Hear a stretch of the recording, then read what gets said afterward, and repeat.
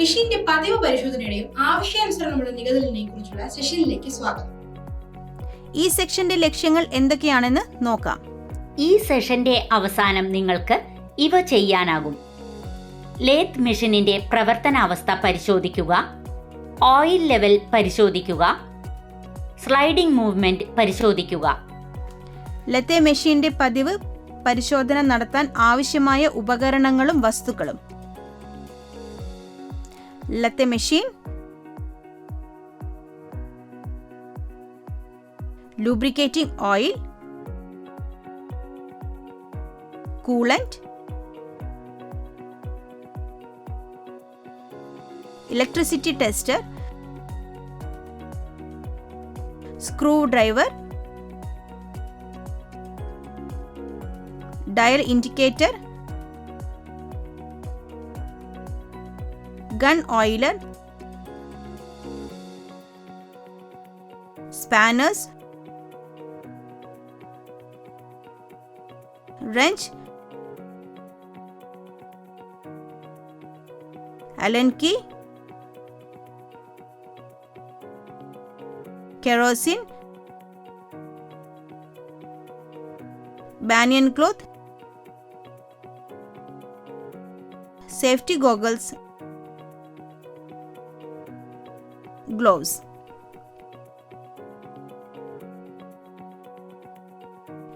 പതിവ് പരിശോധനകൾ നടത്താനായി മെയിൻ്റനൻസ് പ്രക്രിയ നടക്കുന്ന സമയത്ത് ആരും മെഷീൻ ഉപയോഗിക്കാതിരിക്കാനായി മെഷീന്റെ പവർ സപ്ലൈ ഓഫ് ചെയ്യുക.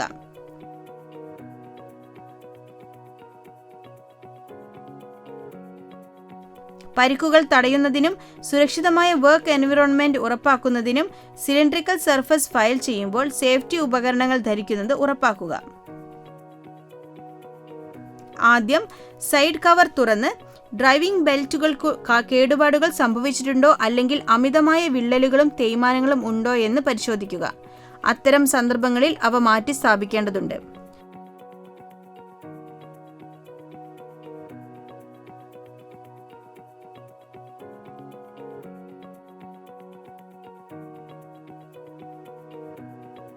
ബെൽറ്റുകളുടെ ടെൻഷൻ പരിശോധിക്കുക.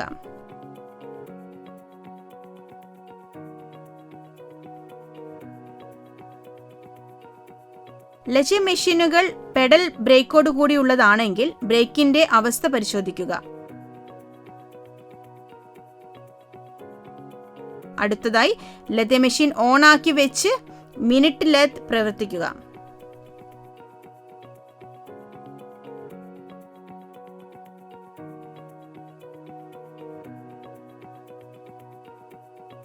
പ്രധാന ഗിയർ ബോക്സിലെ ലൂബ്രിക്കേറ്റ് ഓയിലിന്റെ അളവ് ദൃശ്യപരമായി പരിശോധിക്കുക.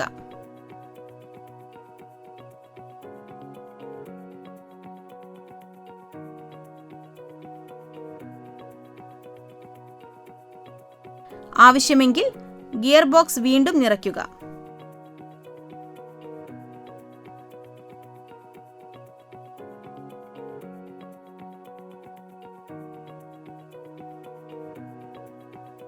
പ്രവർത്തിക്കുമ്പോൾ എല്ലാ ഓട്ടോമാറ്റിക് ഫീഡിംഗ് മൂവ്മെന്റുകളും ശരിയായി പ്രവർത്തിക്കുന്നുണ്ടോ എന്ന് പരിശോധിക്കുക.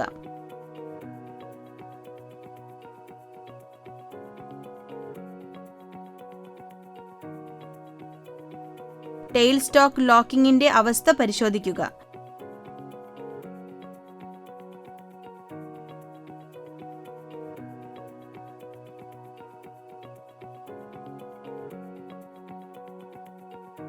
രണ്ട് ലിവറുകളും ശരിയായി ലോക്ക് ചെയ്തിട്ടുണ്ടോ എന്ന് പരിശോധിക്കുക.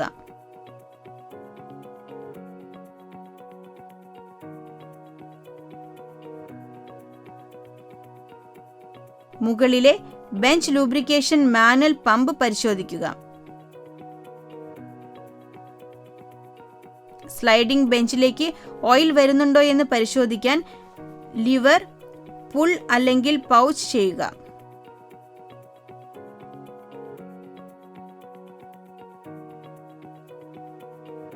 ലൂബ്രിക്കേഷൻ ടാങ്കിലെ ലൂബ്രിക്കേറ്റിംഗ് ഓയിലിന്റെ അളവ് പരിശോധിക്കുക.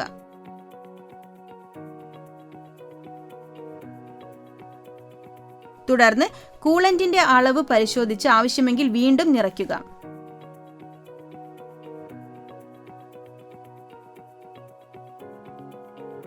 ഗൺ ഓയിലർ ഉപയോഗിച്ച് ഇടയ്ക്കിടെ ലൂബ്രിക്കേഷൻ നടത്തണം.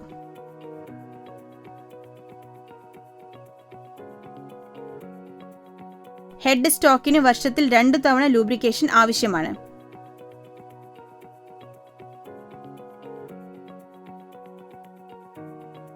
ദിവസേന കോമ്പൗണ്ട് സ്ലൈഡുകളും ടെയിൽ സ്റ്റോക്ക് നിപ്പിളും ഗൺ ഓയിലർ ഉപയോഗിച്ച് ലൂബ്രിക്കേഷൻ ചെയ്യണം.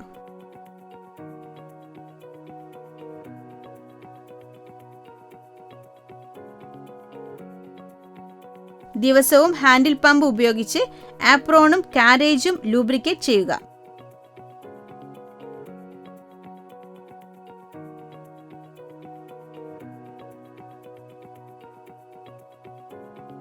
കൂടാതെ ഗൺ ഓയിലർ ഉപയോഗിച്ച് nipple, lead screw nipple, bed ways എന്നിവ ദിവസവും ലൂബ്രിക്കേറ്റ് ചെയ്യുക.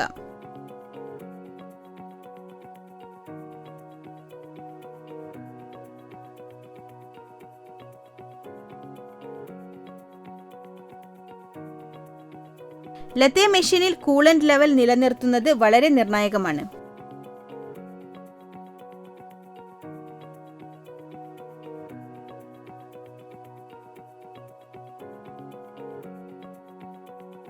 കൂളന്റ് ടാങ്ക് കാലിയാക്കി പുതിയ കൂളന്റ് നിറയ്ക്കുക.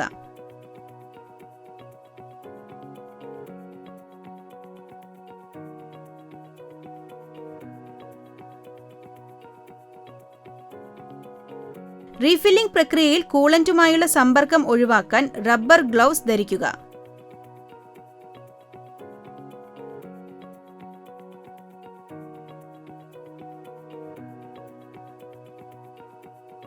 റീഫില്ലിംഗ് ചെയ്യുന്നതിന് മുമ്പ് കൂളന്റ് ടാങ്കിന്റെ അടിഭാഗത്ത് സോളിഡുകൾ എന്തെങ്കിലും ഉണ്ടോ എന്ന് പരിശോധിക്കുക.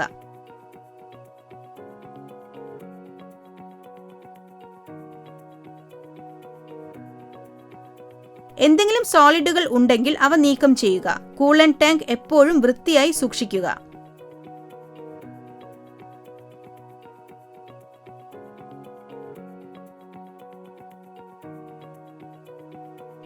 കൂളന്റ് ടാങ്ക് പരിശോധിച്ചു കഴിഞ്ഞാൽ ലത്തെ പ്രവർത്തിപ്പിച്ച് കൂളന്റ് ശരിയായി വിതരണം ചെയ്തിട്ടുണ്ടോ എന്ന് പരിശോധിക്കുക.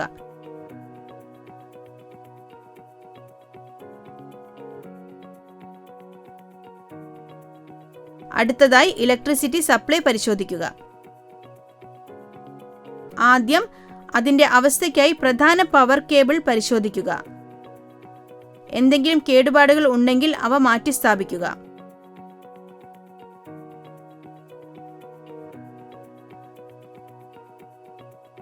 എല്ലാ ബാഹ്യ സ്വിച്ചുകളുടെയും അവസ്ഥ പരിശോധിക്കുക. ഇതിന് എന്തെങ്കിലും കേടുപാടുകൾ സംഭവിച്ചിട്ടുണ്ടെങ്കിൽ നന്നാക്കുകയോ മാറ്റി സ്ഥാപിക്കുകയോ ചെയ്യുന്നു. എല്ലാ ലിമിറ്റ് സ്വിച്ചുകളുടെയും അവസ്ഥ പരിശോധിക്കുക. അവ അവയുടെ സ്ഥാനത്ത് ഉറപ്പിച്ചു നിൽക്കണം.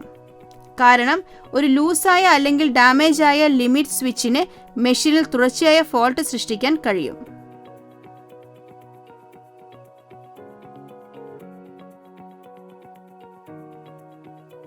അവസാനമായി ഫൈനൽ പോയിന്റ് അലൈൻമെന്റ് പരിശോധിക്കുക. വർഷത്തിലൊരിക്കൽ ആവശ്യമായ പ്രിസിഷനെ ആശ്രയിച്ച് ഹെഡ് സ്റ്റോക്കിന്റെ മധ്യഭാഗവുമായി സെന്റർ ടെയിൽ സ്റ്റോക്കിന്റെ അലൈൻമെന്റ് പരിശോധിക്കുക.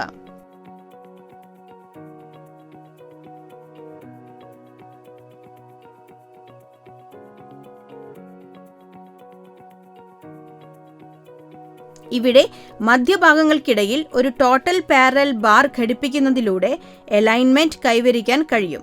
കൂടാതെ കേന്ദ്രങ്ങൾ തമ്മിലുള്ള പാരലിസം പരിശോധിക്കുന്നതിന് ഒരു ഡയൽ ഇൻഡിക്കേറ്റർ പ്രയോഗിക്കാം.